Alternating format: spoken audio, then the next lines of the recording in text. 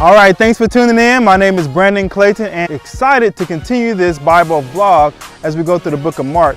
We're going to pick up in chapter 2. If you've ever been hurt by somebody, after helping them, after pouring in time, money, energy, whatever it's been, this is a good lesson for you. How would the Messiah, how did he handle such situations? We're going to pick up in chapter 2 in verse 40. Here's a leper. It says, and the leper came to him, calling upon him, kneeling down to him and saying to him, if you desire, you are able to make me clean. And Yahshua, Jesus Christ, moved with compassion, stretched out his hand and touched him and said to him, I desire it, be cleansed. And immediately the leprosy left him and he was cleansed.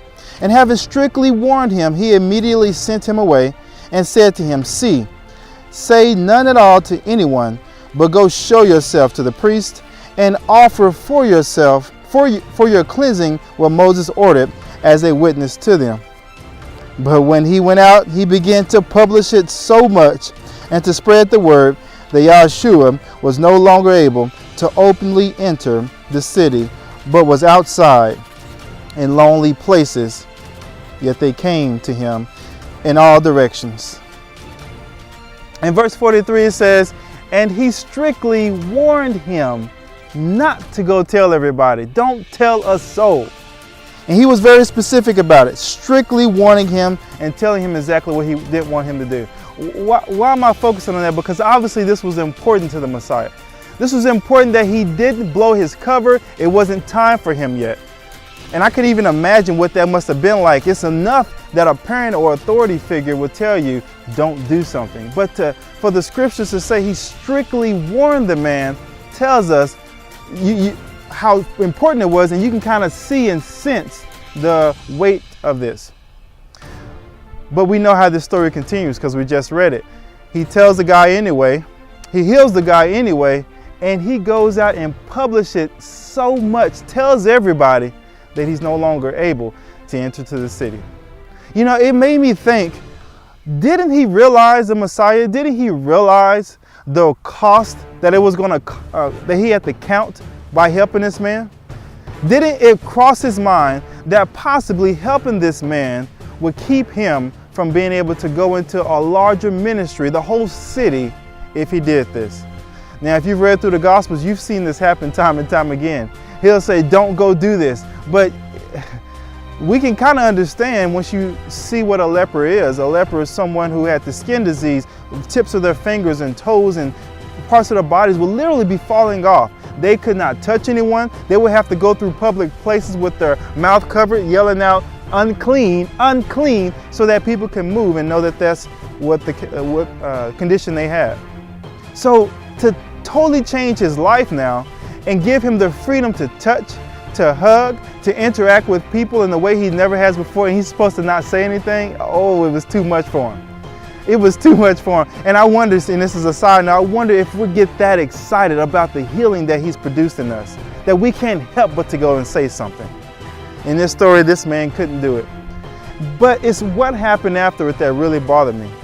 I'm gonna be honest with you, I had a hard time with this lesson, putting it together, because I can't do the lesson unless I see that fruit in my own life.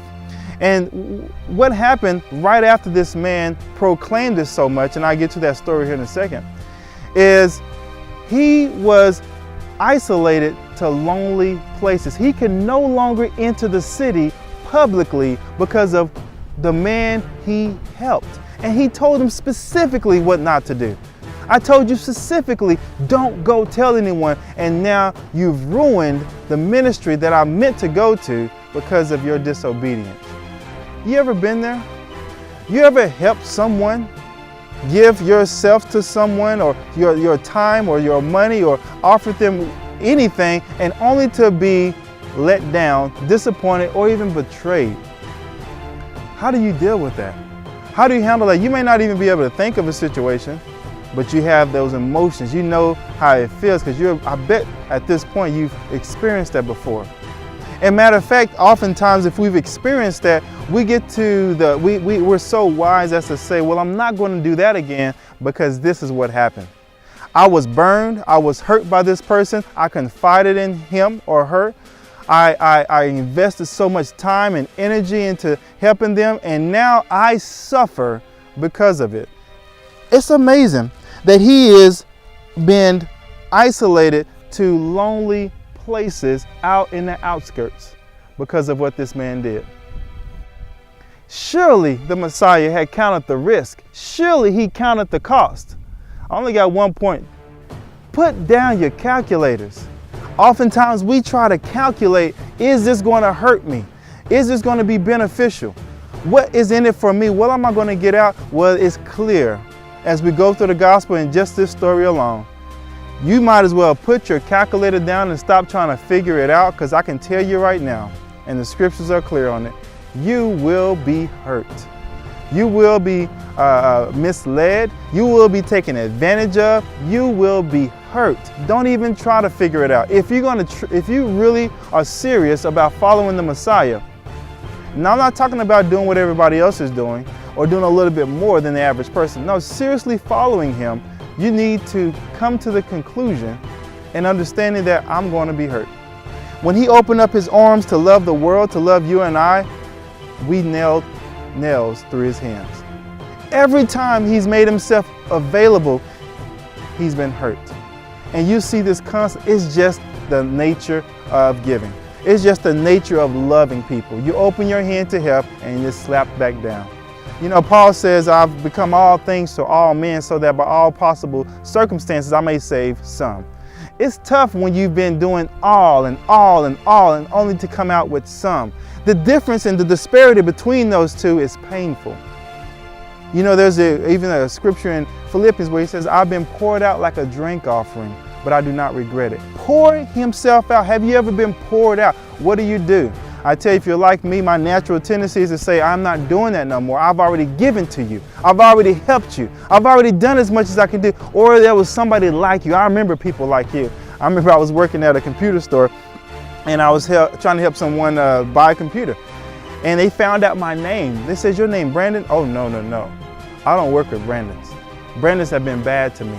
Oh my goodness. They're still holding on to something someone named Brandon did, and they projected that onto me. We have to let that go and realize you're going to be hurt, but we have to be this way. It has to be this way if we're going to truly follow him. But the encouraging news is that if he did it for this one man, he did it for you and I, and he would continue to do it. One man, he gave up a whole city to minister to, said, this cost is worth it because of just you. What is it that moved him? Well, as we go back in verse 41, it says, moved with compassion. I love it. His compassion overwhelmed him.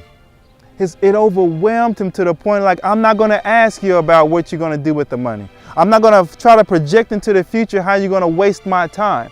I'm not going to try to figure out how is this going to work out or not work out for me. I'm not going to try to figure out if you're worthy of it. Look, you're probably not worthy of this. And a lot of times we give people mental interviews before we decide that we're going to give to them. And there's a lot of reasons why he shouldn't have done it, based on his wisdom or based on humanistic wisdom and his knowledge. Well, I can reach out to more people there than just this one man. Well, you know, the situation he is in, or maybe she is in, they're in that situation because of their foolish decisions. Oh well, I know I struggle with those feelings. I struggle with those thoughts. But as you go through the passages, I don't see that. I don't see the Messiah folding his arms and walking away and saying, that's you. That's what you did. But yet he's moved with compassion time and time again. He's moved and says, these are like sheep without shepherd.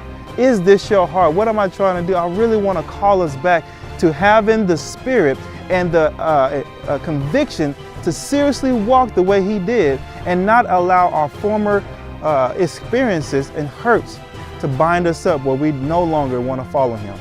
Look, it's great that you decided to follow Jesus, but at the moment you decide to stop following him and you continue to make decisions like that, you will no longer be with him. He says, remain in me and I will remain in you. I take a lot of pride in, I was converted. I had this experience and that's cool. But you need to continue growing and transforming and remaining. I'm calling you right now. Go all in when it comes to having compassion and saying, look, I'm not going to put the calculator up anymore. I was going back to the story I mentioned. I was struggling with this video. My wife and I got into a conversation, an argument, a disagreement, whatever you want to call it. And as most disagreements go in arguments, each person is trying to prove their point. Each person is saying, well, I was hurt by you. I was hurt by you. I was hurt. Can you see my pain? Can you see my pain? And it's just going back and forth. And I could see that picture going on, but I was so locked up emotionally. And I had to step away and I couldn't do this video. I was like, oh no, I can't do it, because the example the Messiah left me was one where he is so compassionate that he would touch this leper and be willing to be hurt for this man's healing. Let me say that again. He was willing to take the hurt of being left out of the city, of all its comforts, so that he can be healed. He was willing to take a chance that a big chance that he was going to be hurt for his healing, that he was going to have pain for this man's progress. You know, it's easy to pray for somebody and say, I love you. I want to help you. I pray that you be blessed. But the Messiah and Yahweh, God himself, is looking at you saying, do you really have compassion? Do you really love? So much so to the point that what if their progress meant your pain? Their freedom meant your sacrifice. Their healing meant your hurt. Their comfort meant discomfort for you. Are you that compassionate? Are you that loving for that somebody that you're going to be consumed by compassion, that say, look, I'll take it. I'll swallow my pride and say, I'm more concerned about you getting better than my position being proved right. I'm more concerned to see you, and you don't have to come back to me and say anything. The man probably never saw him again. Probably never even understood what his decision to make it public did for the Messiah. Never probably knew it. And yet he suffered that.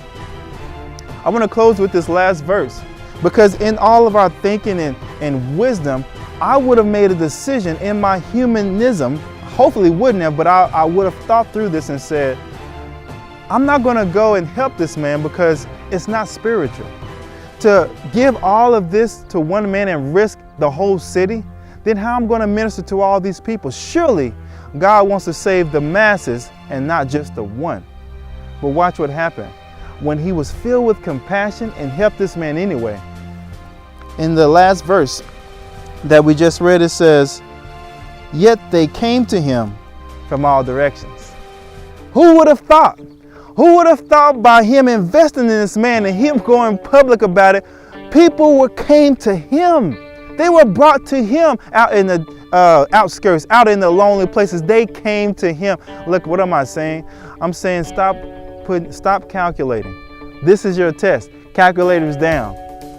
Stop doing the calculators. Stop trying to figure it out and follow what the Spirit is calling you to do. And look, I'm not saying that every single time it's going to be the exact same way. That every single time you're in that situation, you do the exact same. That's not the Spirit. But there are more times than not when we feel moved and called, but because of what's happened and because of the chances of us being hurt, we shrink back. We cannot do that when he's done that for us, and if we're truly going to follow him. Isaiah 65 says, all day long I've held out my hand to a stubborn people. It happens. He experienced it. Our master experienced it. And why are we trying to run away from it? If they hated me, they will hate you also. That's part of the package. I want to call you all in, because either you're all in or you're not in at all. Put your calculators down, because as we all go all in, we all win. Thanks for the time.